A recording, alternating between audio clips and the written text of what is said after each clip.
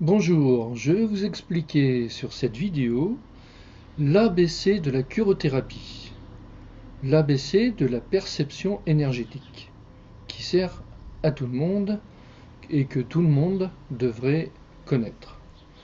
Première étape, prenez une barre de xylophone, vous voyez, une barre de xylophone que l'on peut taper et qui fait donc de la musique, et puis placez-la en diagonale de vous, non pas en face ni de côté mais en diagonale, de l'extérieur vers l'intérieur, et puis tapez-la.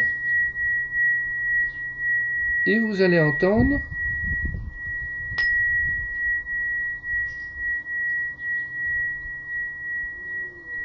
qu'il y a un son qui s'amplifie lorsqu'il traverse votre biochamp, c'est-à-dire vos corps énergétiques qui sont tout autour de vous et qui existent. Vous voyez, je suis dans l'air et on entend très distinctement ces limites du corps énergétique. Deuxième exercice, de face. Là aussi, on entend très bien qu'il y a un plan d'énergie de nos corps énergétiques qui est de face, de haut en bas, tout droit, et un autre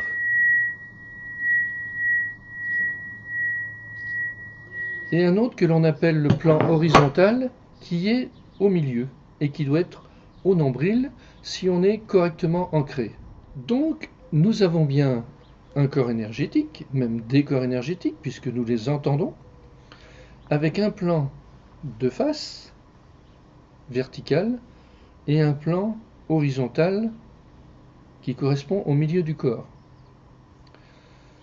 Nous les percevons de manière avec un son, de manière physique, donc nous devons les percevoir aussi. C'est le deuxième exercice avec nos mains, et vous allez voir que les mains s'arrêtent. Si vous le faites avec le cœur et non pas avec le mental, les mains s'arrêtent aux limites de vos corps, c'est-à-dire sur les côtés, les cercles qu'il y a, en face en mettant une main en haut, une main en bas, et de bas en haut pour le plan horizontal. Donc nous avons bien des corps énergétiques, une structure énergétique qui est perceptible avec un instrument et avec nos mains. Second exercice, eh bien, on peut prendre une bouteille d'eau par exemple et s'apercevoir qu'elle aussi a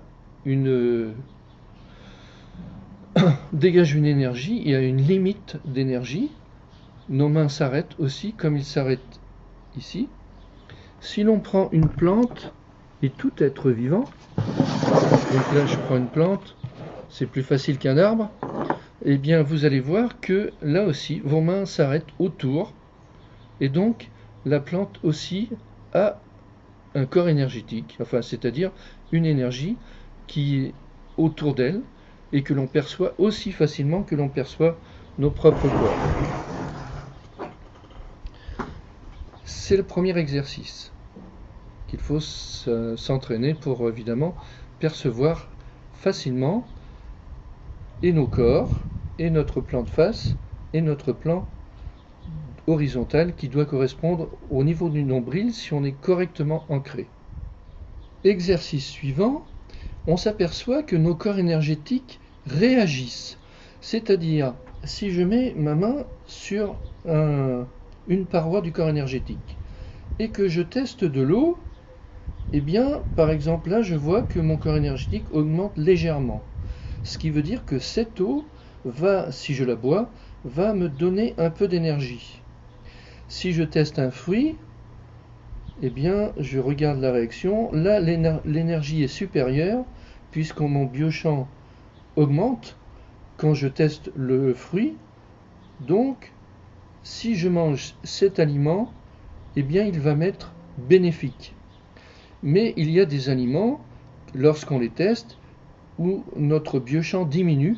Et là, effectivement, c'est que l'énergie de l'aliment va nous affaiblir notre énergie. Donc on peut tester l'énergie d'une eau si elle est positive, si elle est bonne, l'énergie d'un aliment s'il aussi est bon, mais on s'aperçoit aussi que l'on peut tester certains aliments qui vont nous décaler le biochamp de face. Quand ils sont dangereux, le biochamp de face se met de côté, donc il suffit de le chercher. Quand ils sont négatifs, le biochamp de face se décale légèrement sur le côté. Donc on peut tester un aliment, mais aussi on peut tester un livre. Il suffit de mettre la main sur le livre. Là, évidemment, il ne va pas nous donner de l'énergie, mais on va tester si notre biochamp de face reste droit, c'est que les informations sont positives ou neutres. Par contre, si le biochamp de face se décale, c'est que les informations sont erronées. Et s'il se décale en diagonale, c'est que les informations sont mensongères et dangereuses.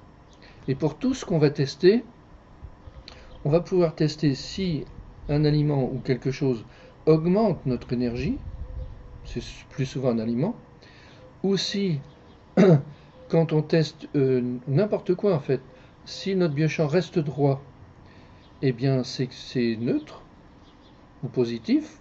Si notre biochamp se décale, ça veut dire que c'est négatif.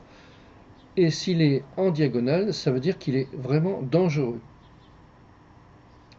Donc là, on teste la réaction d'un aliment, d'un livre, ou d'un être, ou d'une personne, leur réaction sur notre biochamp, et on voit qu'il y a vraiment une réaction, soit d'augmentation, soit de décalage du plan vertical sur le côté ou en diagonale.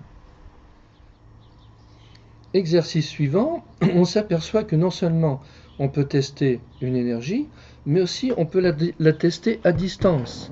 Si on l'éloigne de nous, à distance, on va voir le même résultat. Donc il suffit de faire l'exercice.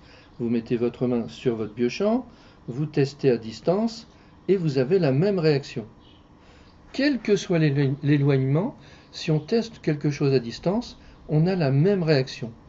Puisque là, en fait, on est dans l'espace quantique, et c'est notre pensée qui veut tester telle chose, qui crée une réaction sur le biochamp et un effet.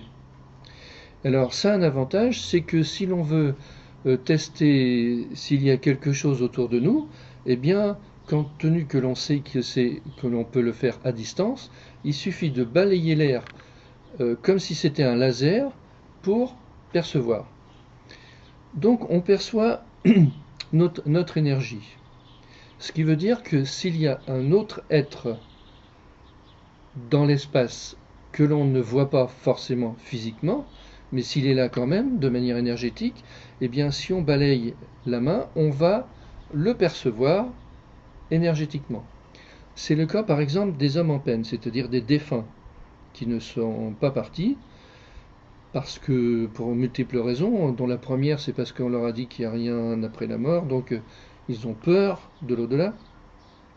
Il suffit de balayer l'air autour de nous en disant est-ce qu'il y a quelqu'un ici, une âme en peine, de balayer l'air, et s'il y en a une, eh bien notre main va s'arrêter, on va même pouvoir avec les deux mains percevoir son contour énergétique comme nous avons perçu notre propre contour. Ensuite, on peut, si l'on trouve une présence, on perçoit une présence énergétique, on peut tester de quelle nature il s'agit. S'il s'agit d'un être humain, d'un ex-être humain, c'est-à-dire d'une âme en peine, eh bien notre énergie, que ce soit dans ce sens-là, ou que ce soit dans le sens-là par rapport au biochamp, par rapport au plan horizontal, notre énergie sera la même qu'un humain. Il ne va pas y avoir de différence. Par contre, si l'on pose la question, est-ce qu'il y a un esprit de la nature, et que l'on perçoit un esprit de la nature, ou si l'on pose la question dans une église par exemple, est-ce qu'il y a une sainte présence, mais réellement une sainte présence, pas qu'une hypothèse, et que l'on perçoit une présence, eh bien l'énergie va être supérieure à celle d'un humain, c'est-à-dire qu'au lieu de percevoir une énergie égale au niveau du plan horizontal par exemple, eh bien en présence d'un esprit de la nature, notre énergie va augmenter, Et en présence d'une sainte présence, dans une église par exemple, notre énergie va augmenter encore plus. Pour voir s'il s'agit d'un esprit de la nature, on va dire que à partir du nombril, on est au zéro, c'est-à-dire à l'énergie d'un humain normal. Lorsque l'énergie monte au niveau de la poitrine, on est à une énergie multipliée par 10, c'est-à-dire tout notre biochamp s'est augmenté par 10. Et lorsque notre plan horizontal arrive ici, on peut dire que l'énergie s'est multipliée par 20, et lorsqu'il arrive au niveau de la tête, notre énergie s'est multipliée par 30. Donc si l'on teste une présence et que l'on constate où est rendu notre plan, on va dire s'il s'agit par exemple ici, on va dire qu'il s'agit entre le 0 et le 10, donc à peu près 5 fois notre énergie. Là, il s'agit d'un esprit de la nature. Selon la grandeur, etc., on va pouvoir estimer de qui il s'agit. Si l'énergie monte plus haut, eh bien, il s'agit aussi d'un esprit de la nature, mais d'un grand esprit de la nature. Et puis, si ça monte encore plus haut, en général, il s'agit de saintes présences qui sont réellement dans les lieux, dans les églises, dans les hauts lieux, et que l'on constate en percevant leur corps énergétique comme on a perçu le nôtre. Cela paraît peut-être extraordinaire et pourtant c'est la vérité et il vous suffit de le faire pour le constater vous-même. À partir du moment où l'on perçoit une présence énergétique, comme on a perçu notre propre énergie, eh bien on va percevoir aussi si l'énergie se déplace. C'est-à-dire que si l'on en perçoit, on pose la question, est-ce qu'il y a un esprit de la nature? On balaye l'air et puis notre main s'arrête. On regarde sa grandeur, on regarde s'il est positif ou s'il est négatif, puisque notre biochamp va être décalé. On regarde son énergie dans le sens de la hauteur. S'il est jusque-là, c'est vraiment un esprit de la nature. Si notre énergie est montée, c'est plutôt une sainte présence. Et puis, on peut dialoguer avec, c'est-à-dire on peut lui demander, eh bien par exemple, est-ce que tu es une fée? Si c'est le cas, est-ce que tu peux te mettre à gauche? Et puis, il suffit de rebalayer l'air pour voir s'il s'est déplacé ou pas. S'il ne s'est pas déplacé, c'est que ce n'est pas une fée.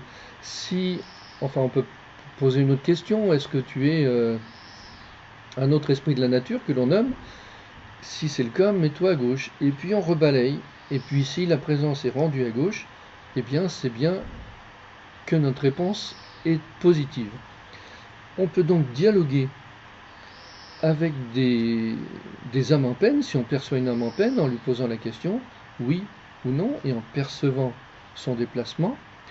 On peut dialoguer avec des esprits de la nature, par oui ou par non, et on peut dialoguer avec des saintes présences, aussi par oui ou par non, sans avoir de don particulier.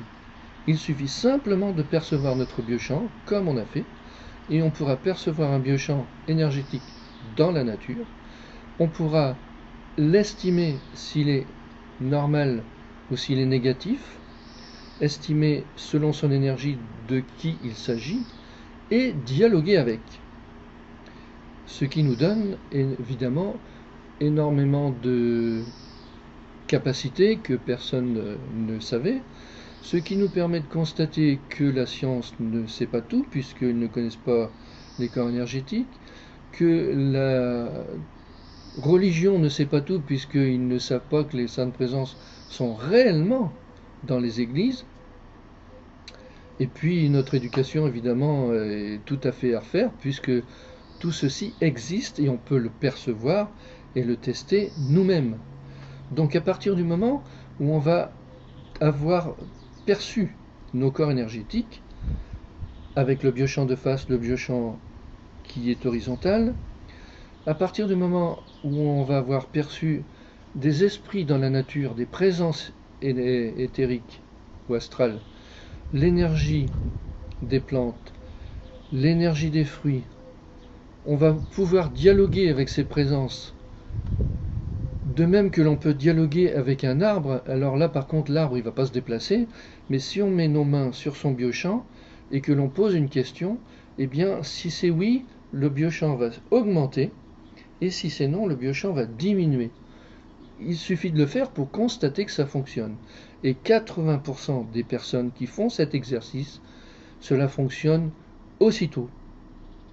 Et aussitôt, eh bien, on est considéré, si on parle de ça à quelqu'un d'autre, on est un peu considéré comme fou, parce qu'il est hors de question d'admettre qu'il y a des esprits de la nature, qu'il y a des saintes présences autour de nous, qu'il y a des âmes en peine, et encore moins qu'on peut dialoguer avec en 10 minutes.